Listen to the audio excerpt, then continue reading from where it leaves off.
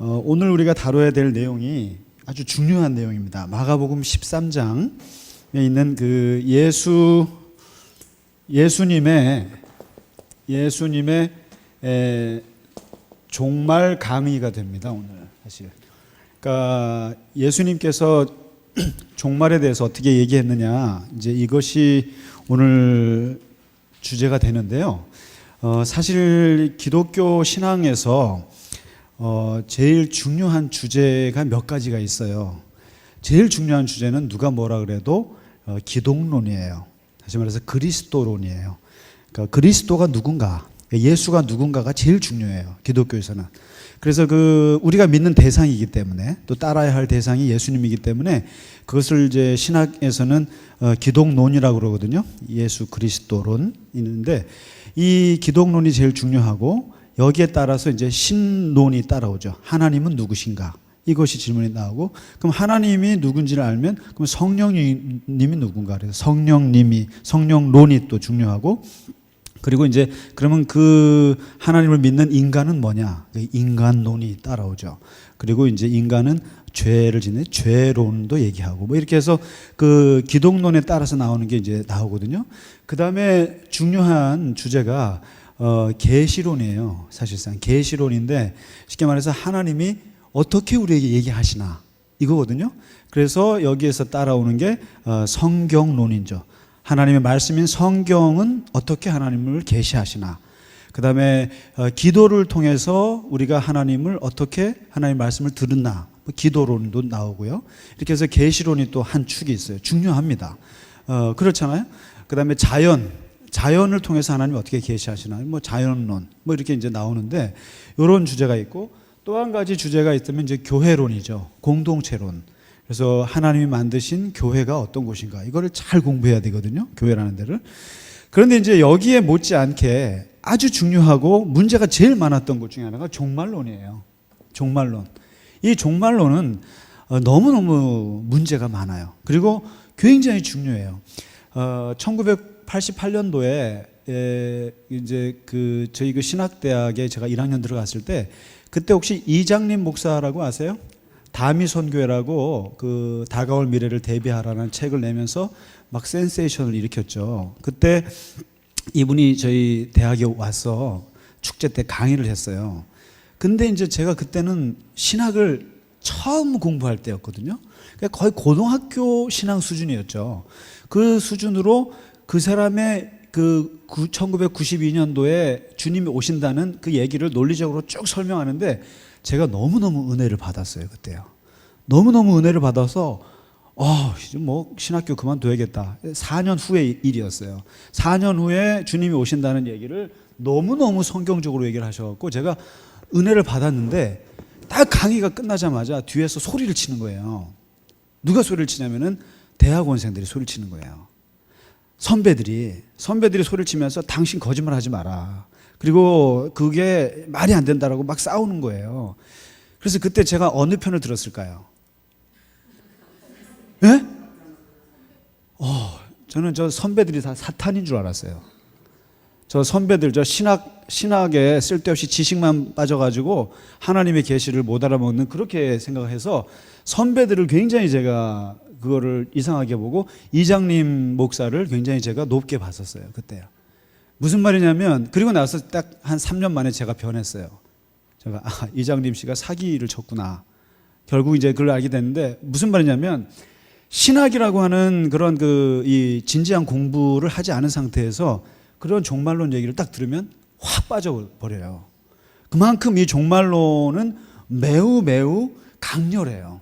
그래서 결국 92년도에 주님 오신다고 옷 다 갈아입고 목욕하고 다 흰옷 입고 있다가 그냥 집에 돌아갔잖아요. 그 저희 고향 여자 친구도 거기에 빠졌었어요.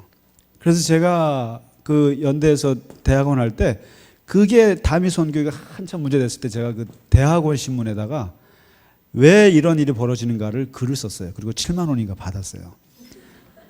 신학 쪽에서 좀 써달라 그래서 제가 썼어요.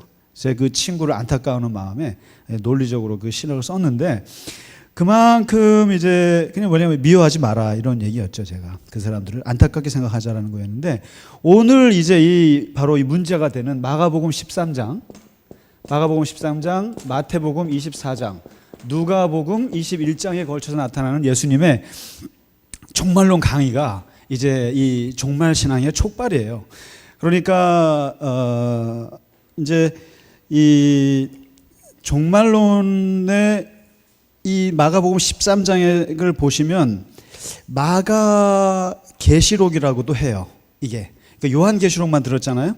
근데 지금 우리가 마가복음을 13장을 보면 이게 이제 마가 계시록이라고 할 만큼 중요한데, 이걸 좀 아실 필요가 있습니다.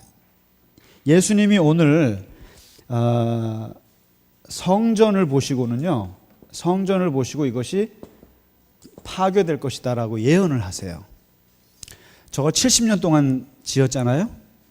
70년 동안 지은 성전, 너무너무 성의롭게 지은 성전이 돌 위에 돌 하나 남지 않고 싹 무너진다라고 아주 그냥 한마디로 디스해 버리셨어요. 성전을, 예루살렘 성전을. 그러니까 제자들이 그게 과연 일어날까요? 저걸 어떻게 지은 건데? 그러면서 이제 시작된 게 이 종말론 얘기예요. 그러면서 이제 얘기인데, 이 이야기는 두 가지 관점에서 보셔야 돼요. 하나는 마가에게 있어서 실제로 일어난 일이에요. 초대교회가 그대로 경험한 얘기예요. 경험한 실제 이야기고요. 그 다음에 우리가 믿어야 할 종말에 대한 신앙이에요. 믿어야 할 종말의 이야기예요. 말세 이야기예요. 근데 이 초대교회가 실제로 경험했다는 얘기는 마가복음이 AD 70년 정도에 쓰여졌어요. 이때가 언제냐면요, 예수님이 돌아가신 지 40년 후예요. 그리고 이때가 AD 70년이 바로 예루살렘 성전이 진짜 무너진 해예요. 그러니까 이게 이제 마가가 이거를 쓸 때는 이런 거였어요. AD 50년경에 스데반 죽었죠. 그 다음에 그 야고보라고 하는 제자가 죽었죠. 처형당했어요.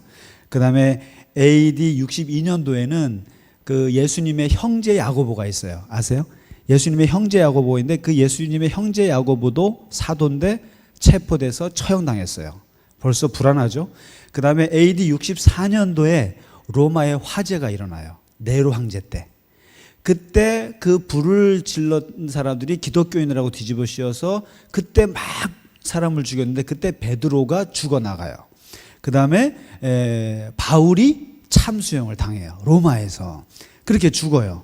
그러니까 이제 AD 64년, 5년쯤 되면 이미 걸출한 지도자들은 다 죽어요. 베드로 죽죠, 바울 죽죠, 야고보 죽죠, 스데반 죽죠. 다 죽어나가요. 불안하죠.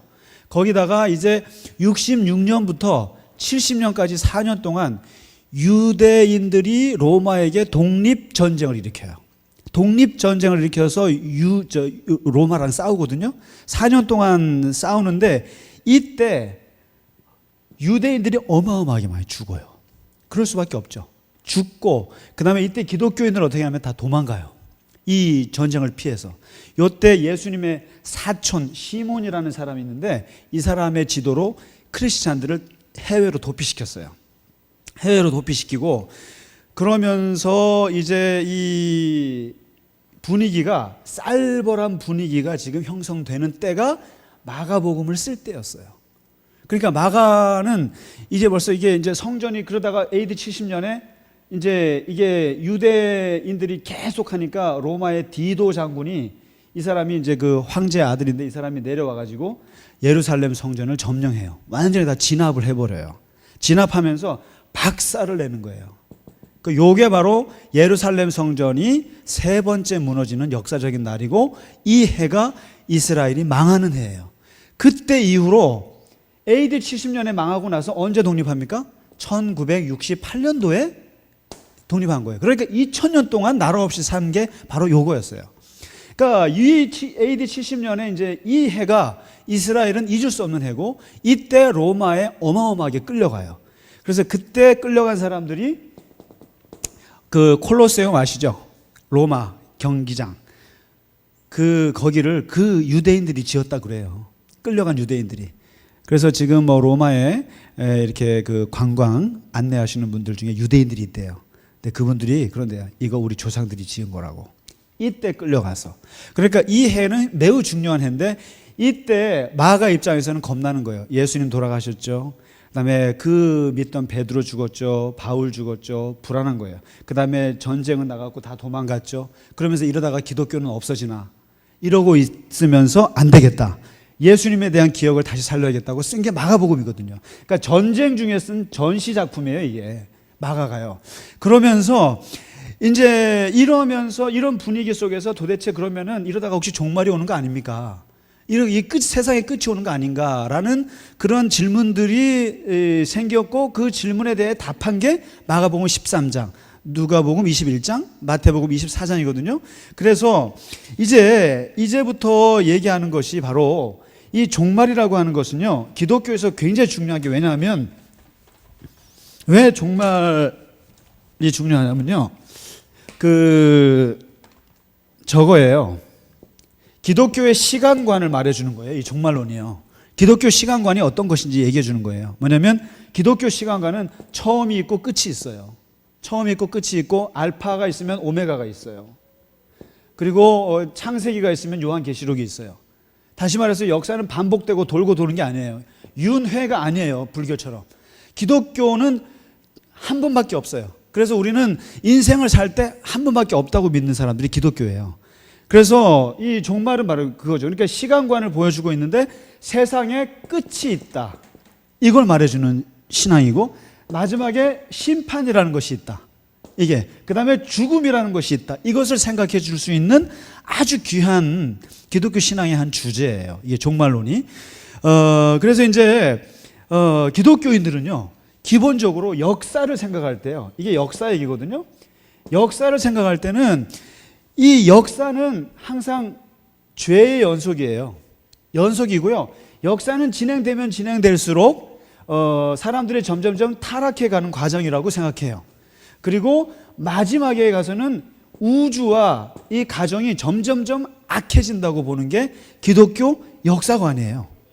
그런 이 역사관을 가지고 이제 종말을 얘기하는 거거든요. 그러면서 이제 이 마지막에 무슨 일이 일어날 것인가 이것을 이제 얘기를 하는데 이제 오늘 13장에 한번 보시겠습니다. 보시면 예수님이 세 가지 얘기를 하세요. 이걸 마지막 종말에 어떤 일이 벌어질까? 어떤 일이 생길까? 세 가지 징조를 얘기하시는데 그 첫 번째 징조가 있어요. 첫 번째, 이게 이제 예수님의 마가 초대교회가 경험한 것도 있고 그 다음에 우리도 똑같이 경험하는 이중적인 의미가 있어요. 첫째는 사이비 신앙이 엄청나게 생길 것이다 이런 겁니다. 첫 번째가 사이비 신앙. 뭐냐면 사이비 교주, 사이비 종교, 사이비 진리, 유사 종교, 유사 그리스도. 그래서 이것을 적그리스도라고 합니다. 적그리스도. 그다음에 거짓 선지자. 이런 사람들이 등장할 것이다 거죠. 근데 이것은요, 실제로 마가가 많이 봤어요. 예수님 당시부터 해서 후반에 어마어마한 거짓 선지자들이 나타났는데 이런 사람들이 있었어요. 어떤 사마리아 사람은요, 모세가 성전에 감추어둔 그 물건을 내가 꺼내주겠다 그러면서 사람들을 유혹해서 예루살렘 성전으로 데려갔다가 망한 사람이 있었고, 또 어떤 사람은 사막으로 사람들을 유인해가지고 내가 구세주라고 하면서 했던 사람도 있고, 어떤 사람은 예루살렘 올리브산에 사람들을 끌고 가가지고 거기서 예루살렘을 정복시키겠다고 하면서 막 사람들을 그렇게 선동했던 사람도 있어요. 그런 사람들이 굉장히 많았고, 그런 내가 그리스도다. 그래서 이제 사이비 신앙은 내가 바로 그리스도다라고 하는 현상들이 벌어진다는 거죠. 교회 안에, 밖에. 그래서 실제로 뭐 이런 사이비 교주들이 많이 나타났죠. 오늘날에는 없나요?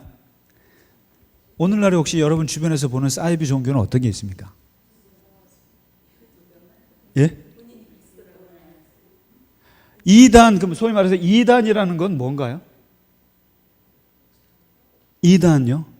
그럼 오늘날의 이단은 어떤 게 이단인가요? 요즘에 아주 신천지가 장난이 아니는데요. 네. 근데 이단은요, 아무나 이단은 아니에요. 아무나 이단 아니고, 예를 들면 뭐 삼박자 축복, 그런 거 한다고 이단 아니에요. 옛날에 여의도 순복음교회 가지고 그랬는데, 그러면 안 되고요. 해석상의 그러한 과한 거 가지고 이단이라고 하면 안 되고, 바로 아까 제가 제일 중요한 게 기독론이라고 그랬잖아요. 그리스도론인데, 그리스도론에 상처를 주면 이단이에요. 다시 말해, 내가 그리스도다. 통일교. 그건 어쩌나요? 예수님의 자리를 자기가 바꿨잖아요. 그건 어쩔 수 없어요. 그 다음에 신천지도 어쩔 수 없어요. 본인들이 아니라고 할지라도 그 이만인가요? 그분이 그리스도의 자리에 앉으면 그건 이단이에요. 그건 영락 없어요. 뭐 삼박자니 사박자니 그러면 우리 교회도 삼중 감동인데 이단이겠네요. 그러니까 이런 식으로 해석을 가지고 한 걸 가지고 예민하게 너무 그렇게 들이대는 사람도 있는데 그런 건 아니고요.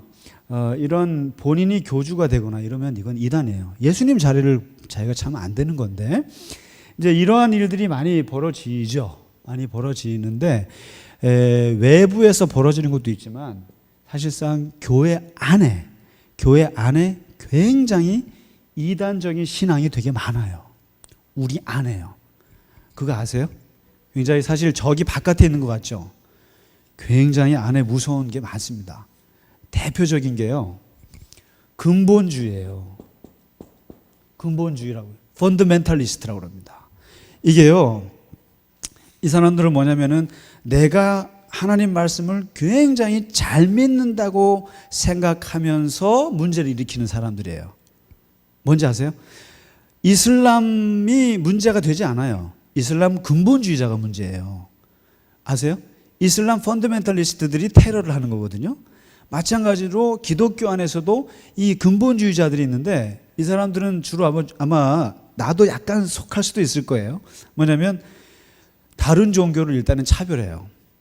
다른 종교를 인정 절대 안 합니다. 그 다음에 현대 우리 그 문화들이 있잖아요. 이런 그 자본주의 문화 이런 문화들을 일단은 악마시해요. 악마시해요. 악마라고 생각해요. 그 다음에 그 이렇게 현대 학문들 있죠. 여러 가지 학문이나 이런 걸 다 거절해요. 그런 것이 교회에 들어오면 안 된다고 생각해요. 그 다음에 성경은 1.1획도 틀린 말이 없고 하나님이 하늘에서 뚝 떨어뜨린 말씀이라고 생각해요. 그렇게 생각하세요? 이거는 신앙 고백서예요. 이스라엘 사람들이 경험한 하나님을 고백한 거거든요. 그런데 이게 하늘에서 뚝 떨어져 한마디도 틀린 게 없어요. 그래서 이제 그걸 건들면 죽여버리는 거죠. 그 다음에 이분들의 특징이 뭐냐면 신학자들을 우습게 알아요. 신학자들. 그래서 뭐 15년, 20년을 연구해서 신학 서적을 내고 발표하고 이런 것들을 되게 우습게 알아요. 근데 그거 되게 문제인 거 아세요? 신학자들을 우습게 알면 안 돼요. 신학자들을 우습게 알면 기독교를 우습게 하는 거예요, 사실상. 그분들이 그냥 가볍게 장난삼아 하는 게 아니거든요. 근데 그런 것들. 그 다음에 굉장히 이 교회 안에서 여성을 차별하거나 그 다음에 굉장히 인종차별이 심한 사람들이에요. 근본주의자들이. 그 다음에 가난한 사람을 무시하고 그 다음에 오직 개인주의 신앙만 강조하고 이 사회에 대해서 생각하지 않고 그 다음에 종교폭력 같은 거, 종교폭력을 옹호하죠. 사람들을 종교의 이름으로 사람을 죽이는 걸 옹호해요. 이런 그 근본주의가 있거든요. 종교마다. 근데 교회 안에도 이런 근본주의가 있어요. 근데 이것이 교회를 얼마나 힘들게 하는지 몰라요. 그러니까 이제 어떻게 보면 사이비 신앙이 일단 판칠 것이다. 판칠고 적그리스도가 나타나고 거짓 선지자가 나타나서 내가 그리스도라 그러고 이런 것을 유혹하고 하는데 여기서 예수님이 강조하고 있는 게 있어요. 그러면 도대체 이 사이비 신앙이 교회 안에서 굉장히 많이 판을 치는데 어떻게 할 것이냐. 이게 대비책도 얘기하세요. 대비책이 뭘까요? 대비책은? 네. 주의하라. 그 다음에 믿지 마라. 다시 말해서 잘 분별하라는 거예요. 분별. 그래서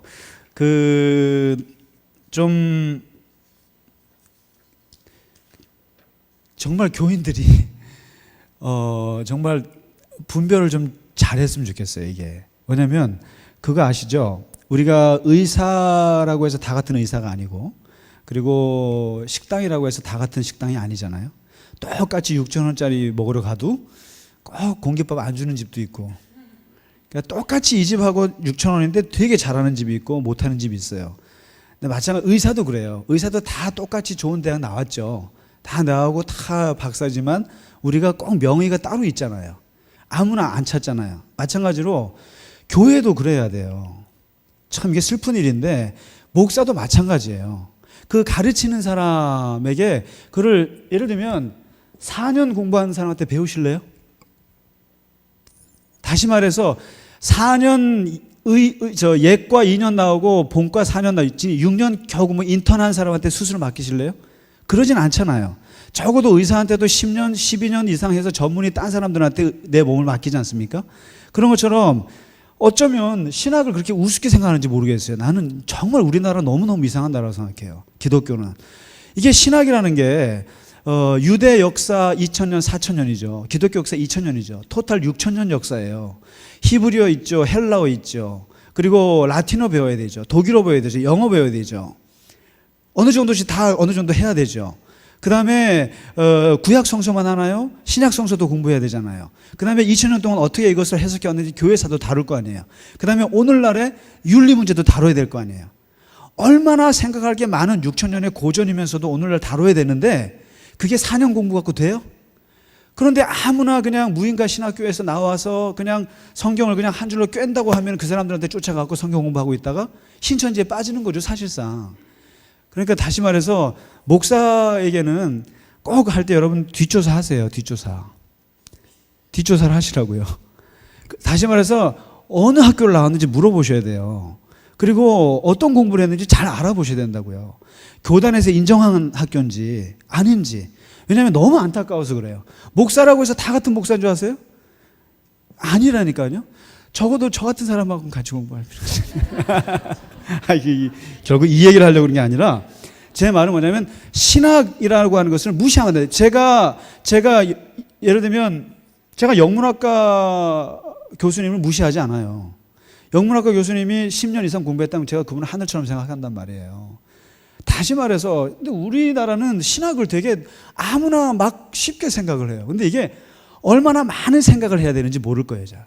그러니까 그 6,000년 전에 쓰여진 문서를 오늘날 21세기에 IT, 컴퓨터가 발발 이런 거는 알파고가 나오는 이 시대에 어떻게 오늘날의 의미 있게 이걸 맞추느냐, 이게 수술대에 서서 얼마나 이거를 하는 것처럼 그만큼 생각이 많은 건데 성경에 있는 것만 얘기한다고 이게 성경인 줄 아세요?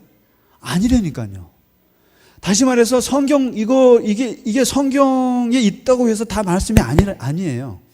그러니까 그냥 사람들이 단순하게 몇 년 공부해가지고 성경을 있는 그대로 그냥 있으니까, 성경에 있으니까 이거 하나님 말씀이라고 뒤밀고 하면 꼼짝 못하는데 그게 바보 같은 거죠. 그러니까 그러한 고려들을 생각하지 않고 하는 그러한 목회자들이나 신학자들이나 그런 사람들에게 배우다가 결국에는 분별하지 못하는데, 지금 예수님 얘기인 거예요. 이 사이비 신앙, 사이비 진리가 판치는 세상에서는 정말 주의할 게 분별을 잘해야 된다는 거예요. 분별을. 근데 분별을 어떻게 잘하냐는 거예요. 다 똑같이 목사라고 해서 똑같이 가르치는데 이것도. 그런데 잘 생각해 보면 달라요. 정말 달라요. 특별히 하나님 말씀이 이거다라고 말하는 사람들은 그 조심하셔야 돼요. 왜냐하면 하나님의 말씀은 그렇게 단순하지가 않아요. 이게 66권이 다 다르죠. 그래서 이것이 예를 들면 야고보 얘기 다르고 바울 얘기 달라요. 예수님 얘기 다르고 바울 얘기 다른데요. 근데 바울이 좋다고 바울만 끄집어내면 예수님 뭐가 돼요? 그 다음에 신약이 다르고 구약이 달라요. 다른 얘기 한다고요. 근데 그걸 알고 접근하고 고려를 해야 되는데 그냥 성경 말씀 가지고 쫙 꿰면, 그래서 이단들이 주로 그렇게 말씀에 논리가 있어요. 쫙 보면 유창합니다. 아유, 제가 여호와 증인하고도 그냥 얘기해 보면 유창해요. 다 하나님 말씀이 있어요. 근데 그 조심해야 된다는 거죠. 예수님 말씀이에요. 분별해야 한다. 이게 첫 번째가. 그 다음에 이게 두 번째로 볼까요? 두 번째 무슨 일이 벌어지냐면요, 재난이 온다는 거예요. 재난이요. 이게 마지막 때가 되면 재난이 오는데 두 가지 재앙이 온대요. 무슨 재앙일까요? 그 자연적 재앙하고요. 그다음에 국가적 재난이 와요. 국가적 재난. 이게 이제 온다는 거예요. 그래서 난리와 난리의 소문이 이제 터지는데 항상 종말이 되면 자연적 재앙으로는 지진이 벌어진다요. 지진이요.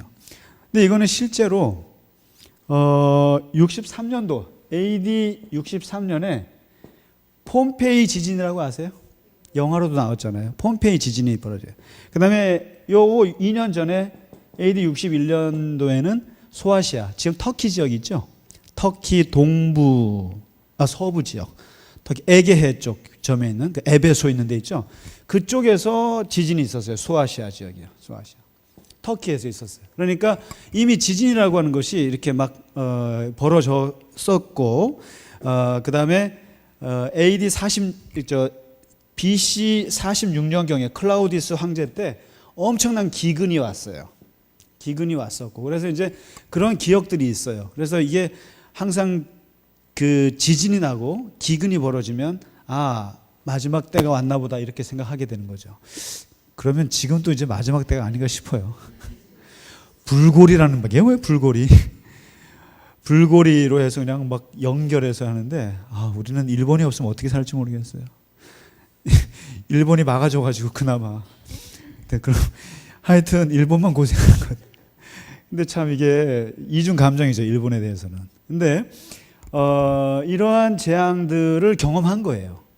초대교회가 이걸 경험했고, 그 다음에 이제 난리와 난리의 소문, 국가적 재앙이라는 게 뭐냐면 전쟁이라는 겁니다.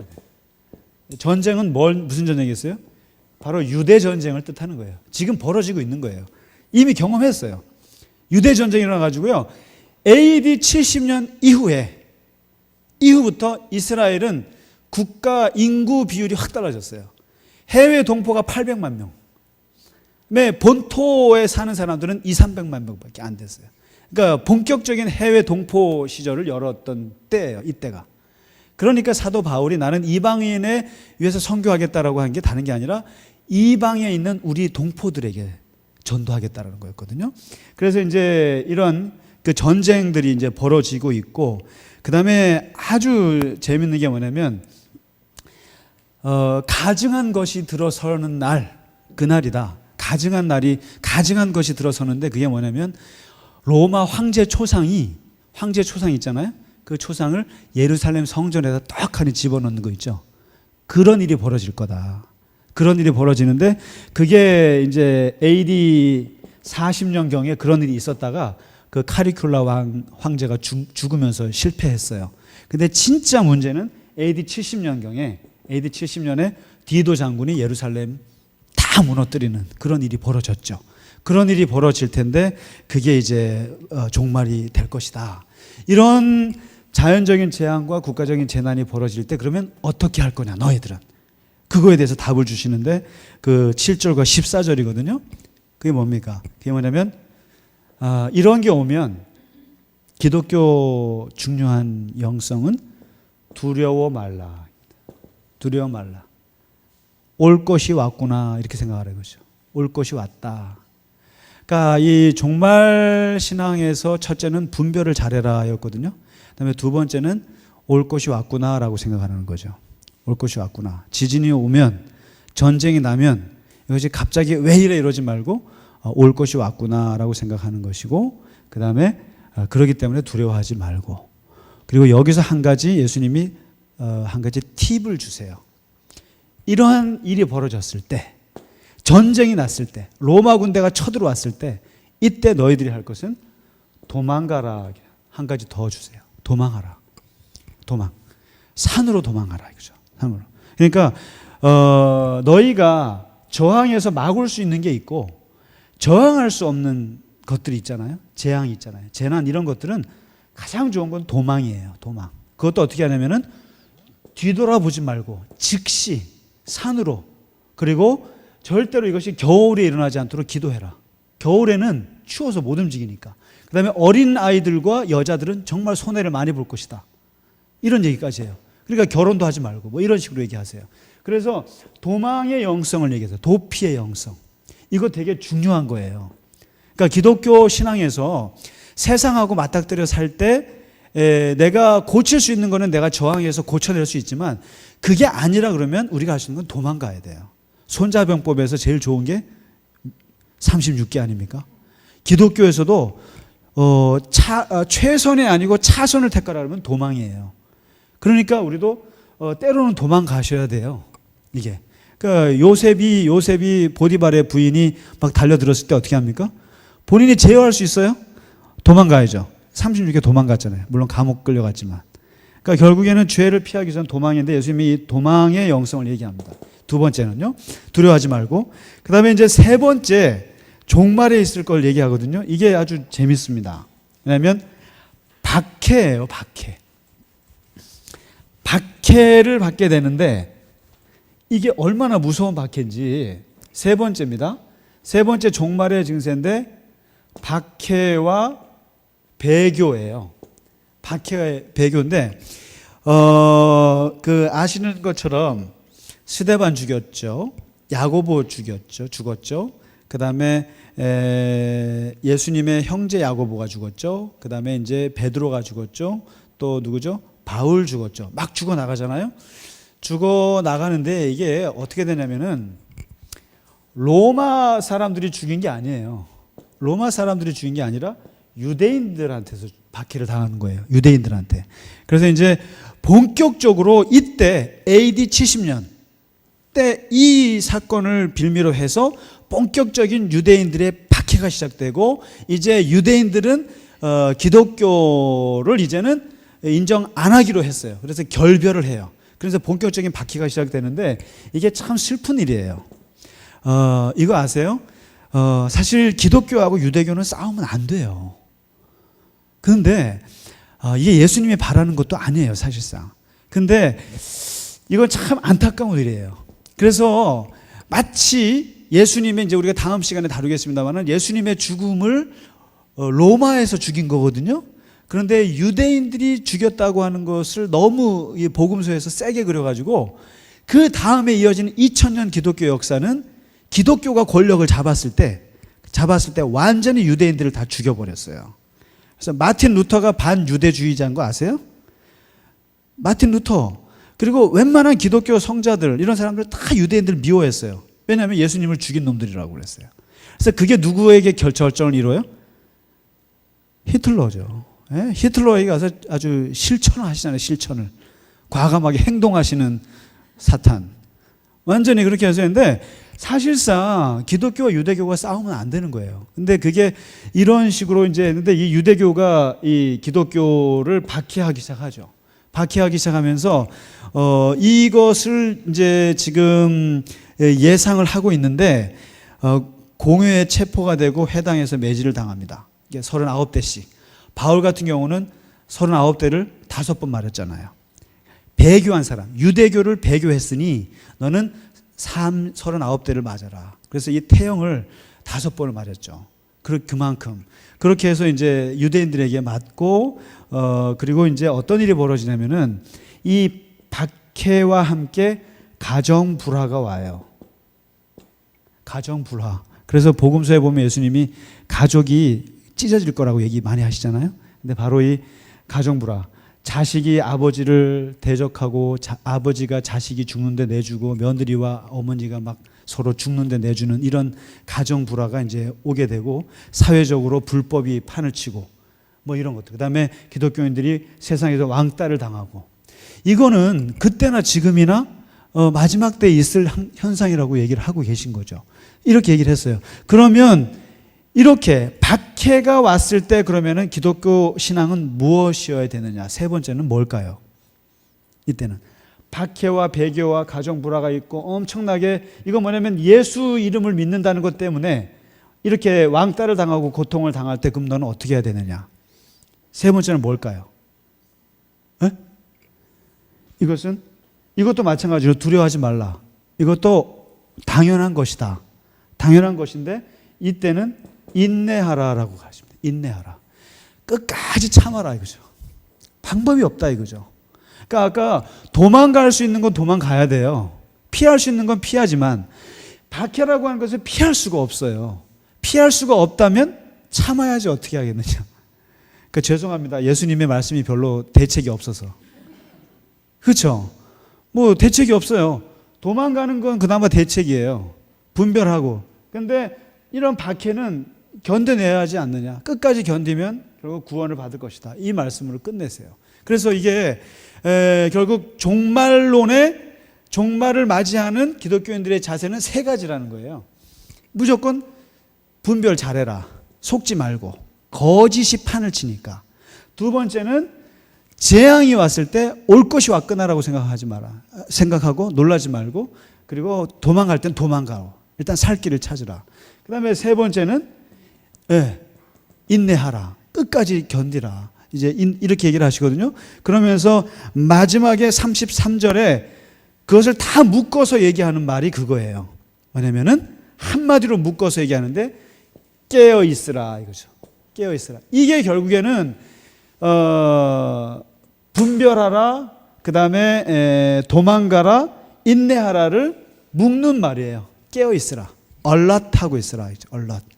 항상 언제 그런 일이 있을지 모르니까 깨어있는 사람이 인내할 수 있고 깨어있는 사람이 도망갈 수 있는 거 아니겠어요? 깨어있는 사람이 분별할 수 있는 거잖아요. 그래서 이 종말에는 항상 깨어있는 것이 중요하다. 그래서 이제 하는데 예수님 말씀은 이제 마가복음 그 13장 29절에 몇 가지 중요한 얘기를 하세요. 뭐냐면은 이런 일들이 벌어지면 뭐 이단들이 막 나타나고 말이죠. 그 다음에 막 교회 안에서 하나님의 진리를 막 어지럽게 하는 일이 벌어지고, 그리고 이제 박해가 벌어지고, 그리고 저렇게 자연재해들이 있고 전쟁과 난리와 난리 소문들이 있거든. 아, 주님이 오실 때가 됐구나. 이렇게 생각하라는 거죠. 요 때를 이렇게 생각하라는 거고, 그 다음에 문제는 32절에 얘기해요. 자꾸만 너네들이 이 종말 하니까 자꾸만 궁금한 게 세 가지라는 거예요. 그게 뭐냐면은 도대체 이 언제 오시나. 그러니까 이제 예수님이 떠나실 때 이 말을 안 했으면 좋은데 하고 가셨거든요. 내가 다시 온다 그랬거든요. 다시. 그래서 이미 사도행전에서 이미 재림이라고 하는 것을 암시하셨어요. 다시 오신다고 얘기를 하셨기 때문에. 그런데 이제 여기서 궁금한 건 그거예요. 언제 오시나. 그다음에 어디로 오시나? 예? 그러면은 오셨을 때 누가 구원을 받나? 이게 관심의 초점이었어요. 그러니까 언제 오시는데요? 시기. 어디로 오시는데요? 예루살렘? 대한민국? 삼청동? 장소가 관심이에요. 그다음에 누가 구원받느냐? 14만 4천? 14만 4천? 그래서 어느 이단에서는 이거 14만 4천 들어보셨죠? 어디서? 예, 그 사람들만 휴거된다고 말이죠. 그렇게 했는데 이 예수님의 종말 강의의 특징은 이거 모른다 이거예요. 이거 관심 없어요. 마가는 이거 관심 없습니다. 마태도 관심 없고요. 언제 오는지 어디로 오는지 누가 구원받는지 이건 관심이 없어요. 이건 얘기 안 해요. 이걸 얘기하는 게 아니고 중요한 것은 지금이 중요하다는 거죠. 지금. 그래서 이제 종말론에서 제일 중요한 부분이 나오는데요. 이 초대교회 사람들은 한 가지 몰랐던 게 있었어요. 뭐냐면 예수님이 자기네가 살고 있는 당대에 오실 줄 알았어요. 진짜로요. 바울도 그렇고요. 진짜 예수님이 그때 오실 줄 알고 살아서 기다렸어요. 그러니까 이 사람들에게 뭐가 있습니까? 깨어 있을 수 있었죠. 얼럿돼 있었어요. 진짜로. 그래서 심지어는 이게 너무 심해가지고요. 데살로니가 교회는요. 무의도시까지 했어요. 일을 안 했어요. 주님 오신다고. 지금 저 신앙촌에 박태선 씨 기다리고 있는 것처럼 거기는 일을 하면서 기다리죠. 그러니까 일을 안 하고 기다리는 거예요. 그래서 사도 바울이 일하지 않는 놈 먹지도 말라고까지 데살로니가에서 얘기하잖아요. 그만큼 이 주님이 그때 오실 줄 알고 기다렸어요. 기다렸는데 근데 문제는 이 예수님의 재림이 지연됐다는 거예요. 지연. 2000년 동안. 지금. 주님은 지금도 오지 않으셨어요.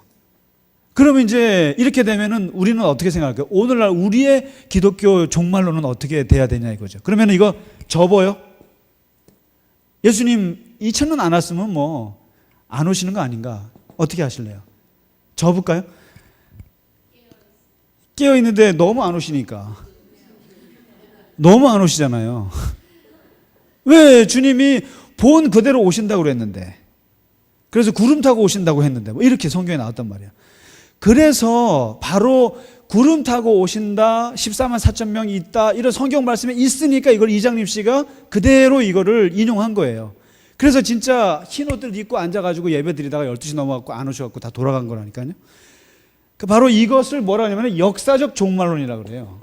역사적 종말론만 생각하는 거예요, 사람들이. 그러니까 진짜 어느 때 노스트라다무스가 얘기했던 것처럼 주님이 오신다. 그 날에 어디로? 예루살렘으로, 아니면 서울 어디로? 모초로. 그러면은 거기에 모여서 이런 식으로 해석을 하고, 초대교회 때도 이런 사람들이 있었고, 결국에 이러다가 사도 바울이 그게 아니라고 얘기했는데도 그래 듣다가 바로 이 역사적 종말론, 주님 오신다, 이러다가 이제 결국에는 안 오시면, 그게 빗나가면 어떻게 되겠어요? 종말론은 그럼 없어져야 되냐는 거예요. 그래서 기독교에서는 이런 역사적 종말론도 생각을 해야 되지만, 정말 중요한 거는 실존적 종말론이 더 중요하다는 거예요. 개인적 종말론. 뭐냐면 나에게 있어서 나의 종말을 생각할 수 있느냐. 그래서 나오는 것이 뭐냐면은 하루하루 종말론이에요. 하루살이 종말론이라는 거예요. 제가 만든 말입니다. 하루살이 종말론. 그러니까 오늘 하루가 세상의 끝이라고 생각하는 거죠. 매일같이. 그러나 사과나무를 심죠. 사과나무 언제 자라서 언제 따먹을지 모르지만, 열매가 나오기 전까지 난 죽을지 모르지만, 그러나 나는 사과나무를 심는다. 오늘이 마지막인 것처럼. 이게 실존적인 종말론입니다. 그래서 오늘 마지막 잘 때 그게 내 죽는 것이고, 그 다음에 오늘 마지막처럼 사는 것이고, 오늘 주님이 오셨고. 그래서 여기서 나오는 게 바로 뭐냐면 이 실존적 종말, 주님이 그러면은 안 오셨느냐? 아니라는 거예요. 오셨다라는 거예요. 언제? 성령으로 오셨잖아요. 성령으로 오셨기 때문에 사도행전에 그 2장에서 오순절 성령이 임했잖아요. 그러니까 예수님이 우리에게 오셨어요. 오시고 주님과 더불어 같이 살면서 매일매일을 마지막처럼 산다면 그게 종말이다, 깨어있는 것이다, 이렇게 이제 생각을 하는 거죠. 그래서 사실상 오늘날에 이 마가복음 13장에서 말하는 그 긴박한 느낌하고는 너무나 차이가 있지만, 그러나 우리 또한 우리 안에 계신 예수님과 더불어서 종말을 사는 거라는 거죠. 깨어 있어야 한다는 거죠, 사실. 왜냐하면 이 종말론이 없으면요, 너무 죄를 많이 지어요.